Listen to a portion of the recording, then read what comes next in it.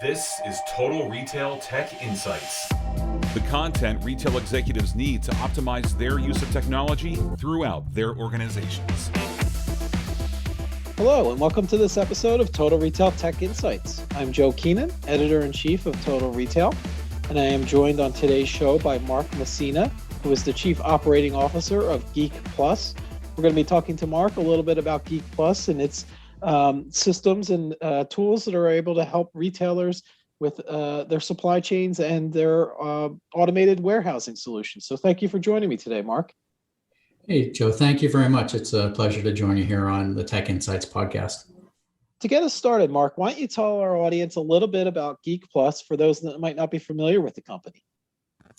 Sure. Geek Plus is a Beijing-based robotics company. We provide AI-powered robotic solutions for the warehousing and fulfillment industry. To date, we have about 900 employees around the world. Our center of gravity is in Asia in terms of R&D and software development. We have our own manufacturing in Nanjing, China, where we produce more than 30,000 robots per year in our own factory. We've deployed more than 14,000 robots at 300 sites in 20 different countries. So, we have offices around the world to support all of these deployments. We're very heavily focused on product quality and R&D.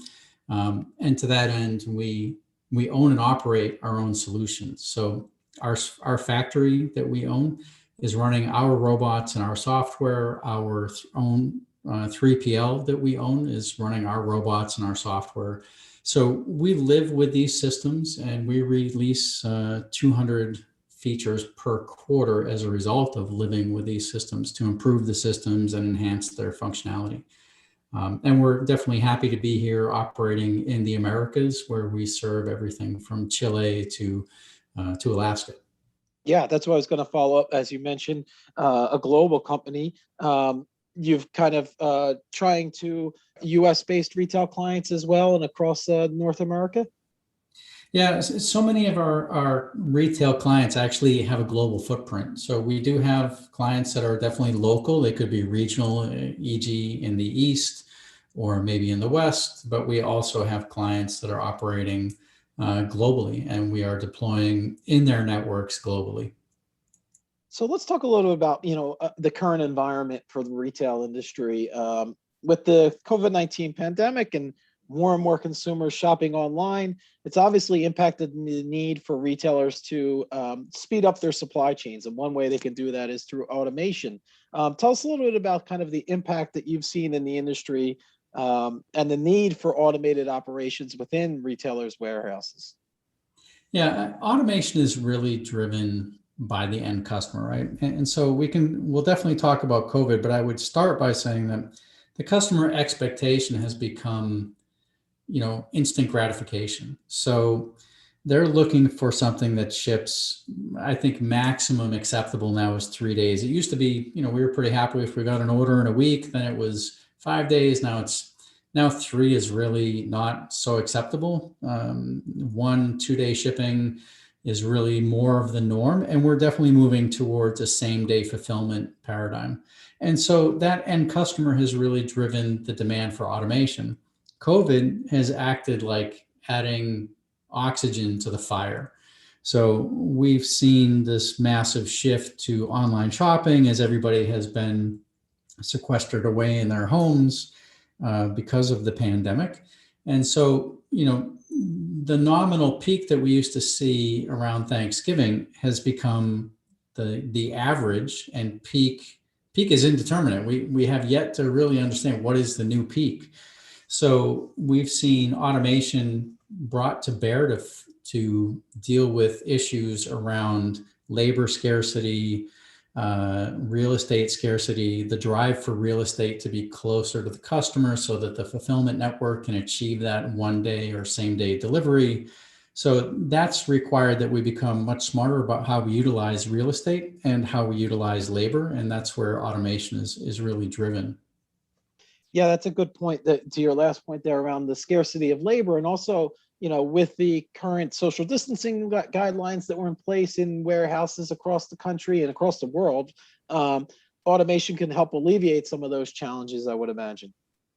Yeah, absolutely. Absolutely. So one of the benefits, or some of the benefits of using automation, and our automation in particular, is every order that's shipped, or every order that we fulfill, is gathered by robots. So, we've inverted the normal operations of a fulfillment center, where you have associates walking miles per day picking orders. Instead, we have robots that go and grab the inventory and bring that inventory rack to an operator who's stationary. So this makes, filling labor a bit easier, because it's a more pleasant environment. It's very quiet compared to a traditional fulfillment center. It's got an ergonomic aspect to it, where the operators are much more comfortable. But in terms of pandemic, we're able to track how each order has been touched. So let's say, worst case, you had an associate who tests positive for COVID, or whatever the virus of the day may be.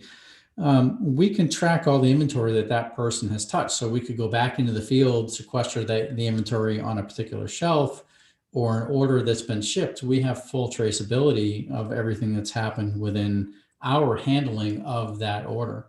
So it's a strange, it's an unexpected benefit of automation, but it does come in very handily in this current pandemic situation.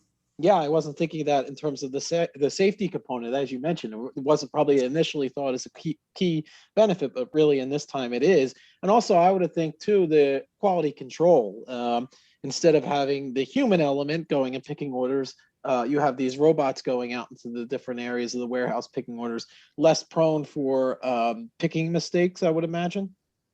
Yeah, we achieve virtually 100% picking accuracy, right? And so the way we do that is, number one, we're only presenting the inventory that needs to be picked. So we'll show up with our inventory pod, which has a bunch of cubbies on it.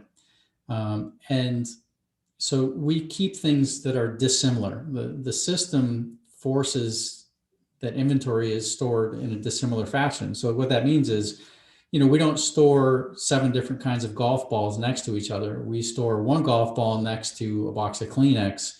So for the picking associate, it's very obvious what they're picking, right? They don't have to really think which golf ball or which color, blah, blah, blah. It's a very dissimilar item. So they know what they're picking. They can do it virtually by feel normally. We also augment that with visual indicators in terms of laser or projector that points to the bin to be picked. And there's a picture of the actual inventory on the user interface. Then we also can scan the inventory. So all of this doesn't slow down productivity unless we add scanning. But scanning really is sort of a belt and suspenders approach, where we achieve that 100% picking accuracy. So unless there's some error on the inventory SKU list where things are recorded and put into the system, our picking is otherwise going to be 100%. Yeah, that's great. So we've talked a lot about the benefits of automated solutions within a warehouse, such as robots. So that leads into my next question. From the retailer's perspective, what should they be evaluating as they consider implementing automated solutions, including robots, within their distribution centers? What are some of the checklist items that they should be considering before rolling out such a solution?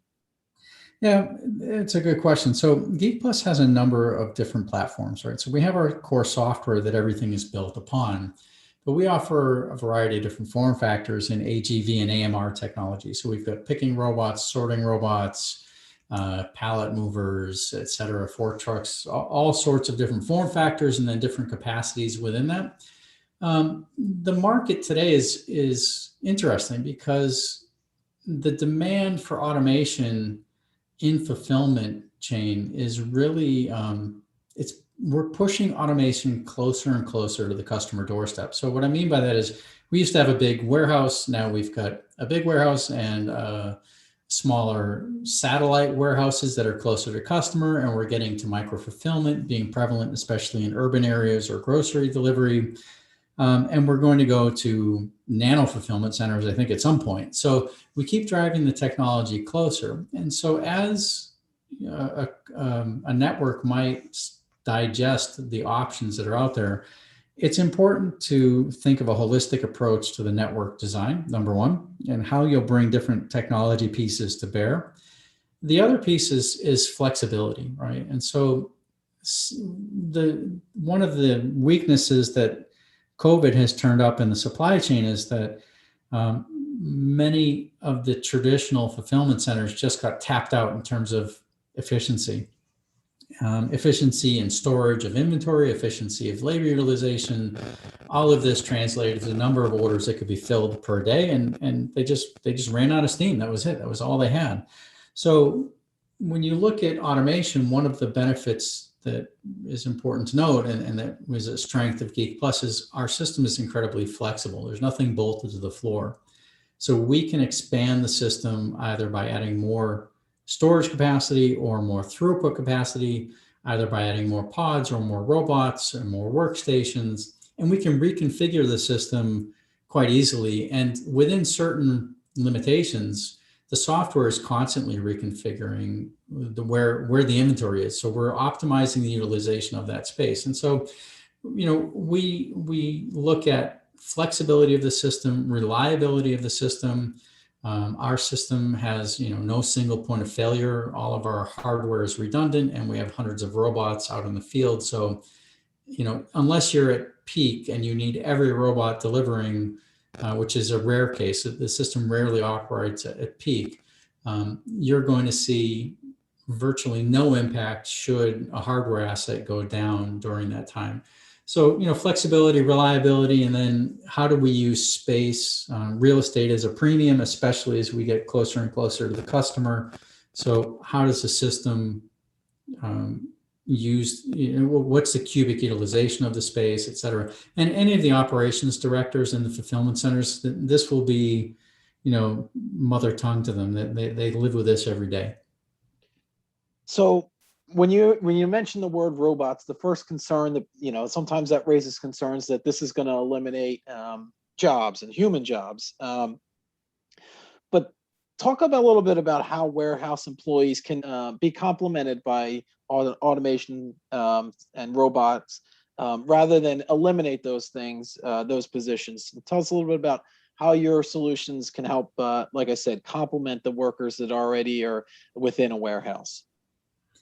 Yeah, we're complementary to warehouse employees because we're making their job easier, right? So two warehouses side by side, one's automated, one isn't. We're going to have a much harder time staffing the non-automated warehouse.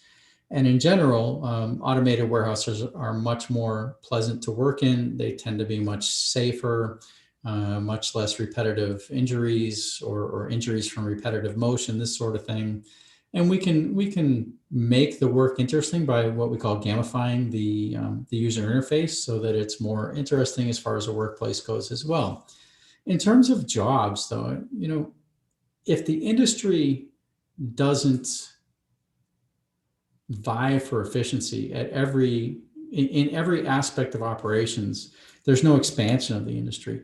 So these technologies, these automation technologies that are prevalent in not only in fulfillment, but in so many industries, they all enable efficiency within that industry, and they enable expansion with that industry. So by making the industry more efficient, there's more jobs to be had all around. There's more warehouse jobs, there's more engineering jobs, there's more management jobs. And as consumers, continue to consume, we need to meet that need. And the only way to do that is to be more efficient.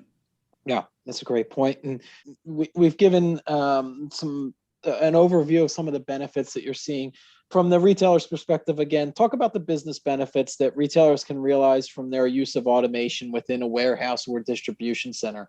What are the kind of key selling points that they would see? I think we've talked about a number of the benefits from an operational perspective, but in terms of, intangibles, I think it's important to note, we see so many of our customers having the discussion now saying it's not even optional to invest in automation. The landscape has changed so much, so fast, that if we don't invest in automation now, we won't have the option to later. We just won't be able to compete. So, this is really some of the math that's happening. So there's all the benefits that we talked about, right? Easier staff, more efficient. We get a 3x return on labor efficiency. We go, 40 to 100% more cubic utilization. We're able to get closer to customer. We enable, 100% order fill accuracy. We're much more energy efficient. So there's a whole green energy and environmental stewardship aspect to these technologies as well. But then, of course, those things are all great. But if you're operating a business and your customers are looking at a screen and it's saying, if you order within the next 39 minutes, you can have your order tomorrow. And that on your website, they're looking at a screen and it doesn't have any visibility. It just says 3-day shipping. That those customers are going to click over to the website that can order the faster shipping. So this is probably the biggest benefit and the biggest driver. It's almost like a fear of missing out situation now where, the discussions we're having are like, how soon can we get the technology in, right? We've seen the goodness. We know what it does. We know because our competitors are using it. Yep. How quick can we get it deployed? Yeah, you gotta, that kind of race. You have to keep up. You have to keep pace with the competition. So I think it would be helpful to the audience, Mark. Is there a case study or an example that you might be able to share in which a retailer that has partnered with Geek Plus and as a result, the benefits or the improvements it's seen in terms of its warehouse operations? Yeah, well, the easy answer is that everybody who's partnered with us sees an improvement in their operations, right? As far as a case study goes, we've got Nike Japan, which enabled same-day order fulfillment in a market that's very demanding in terms of real estate cost, labor cost, et cetera. So they were able to provide a customer benefit, which is same-day delivery, but also a massive operational benefit in terms of operating costs, while delivering this higher service level to their customer. We have other customers, which I will prefer not to name, who are seeing these benefits in the States and also in Australia, where it's a real enabler for their business, and that's in the direct, the DTC space, but also in the 3PL space. So we've got 3PLs who are applying our technologies opportunistically throughout their network. And it's a major selling feature for them to their customers, but also an enabling technology for their customers.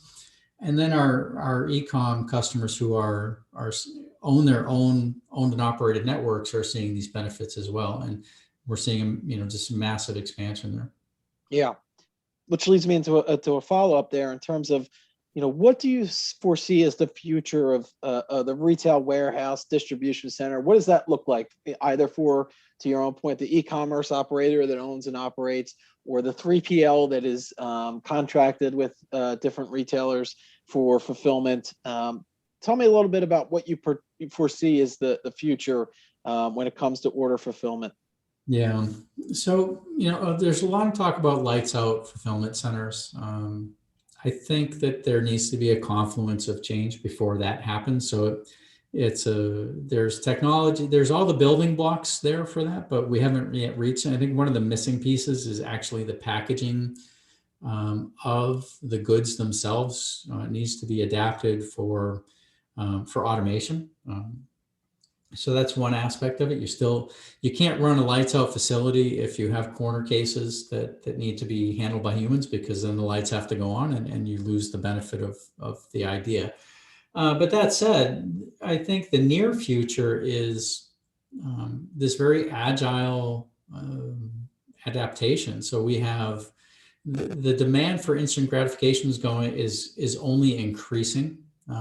And as the bar continues to get raised there, we continue to see network expansion. So we continue to see, the hub and spoke model going to micro fulfillment, and then eventually to nano fulfillment. E-groceries are definitely taking up a lot more oxygen in the room in terms of automation demand.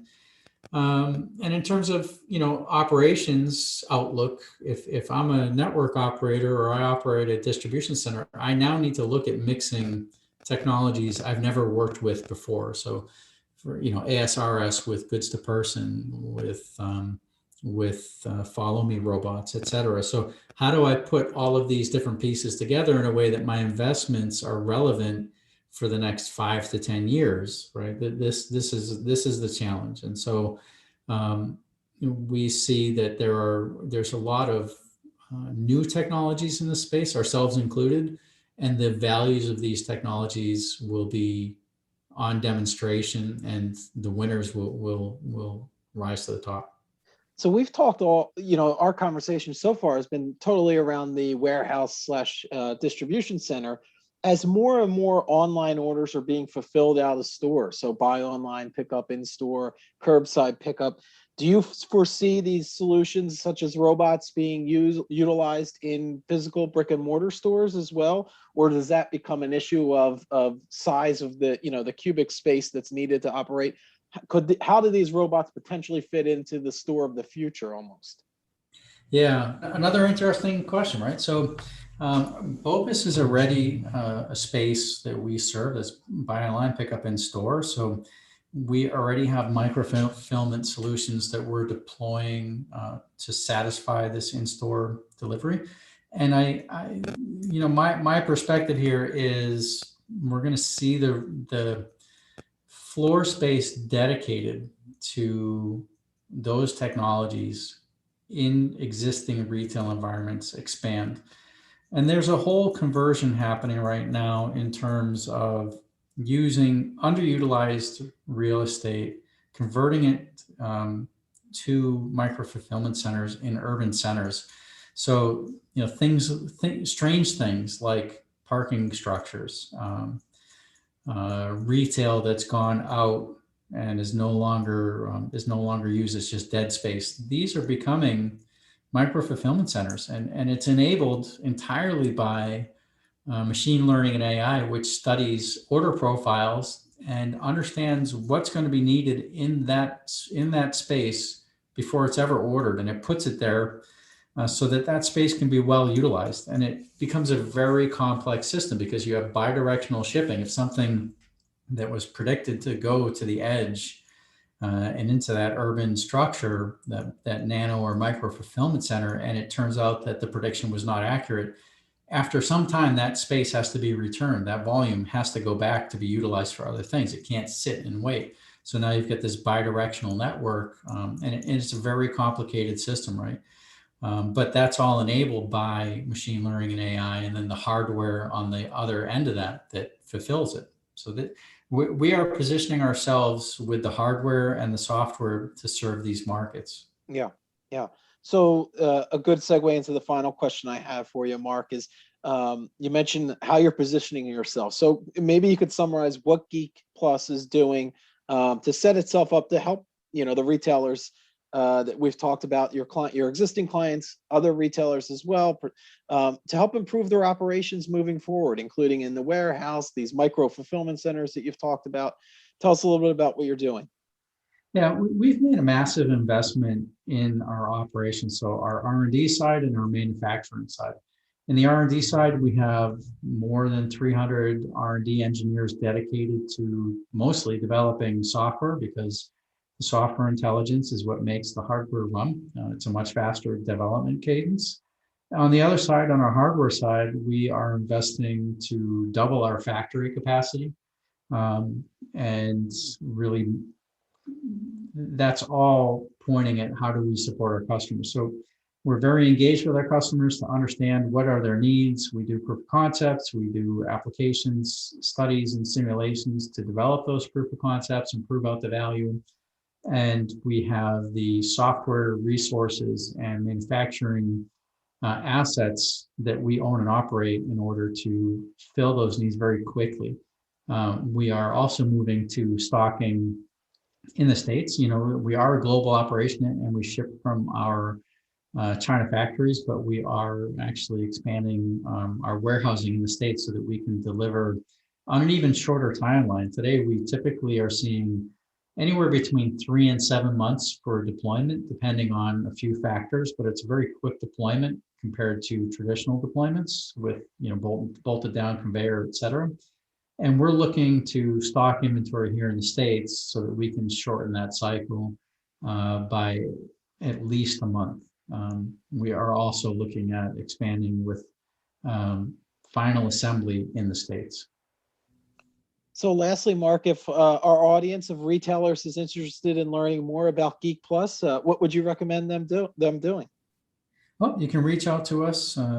It's very easy to find us on LinkedIn or go to geekplus.com, or you can just drop an email to sales@geekplus, and we'll have an applications engineer connect with you right away. Great. Well, I want to take this opportunity to thank Mark Messina, again, who is the Chief Operating Officer at Geek Plus, for telling us all about its company and how it is helping retailers improve warehouse operations. Thanks for joining me, Mark. Well, thanks so much, Joe, and thanks for everyone who's listening to the Total Retail Podcast. Really appreciate it. Thanks for listening. For more information on this podcast, please check out our podcast channel page at mytotalretail.com/podcasts for show notes. Tech Insights is available on Apple Podcasts, Google Podcasts, Stitcher, and Spotify. Make sure to subscribe on our podcast channel page as well. If you've enjoyed this episode, please take a few moments to rate and review this podcast. Thanks, and until next time, this has been Total Retail Tech Insights.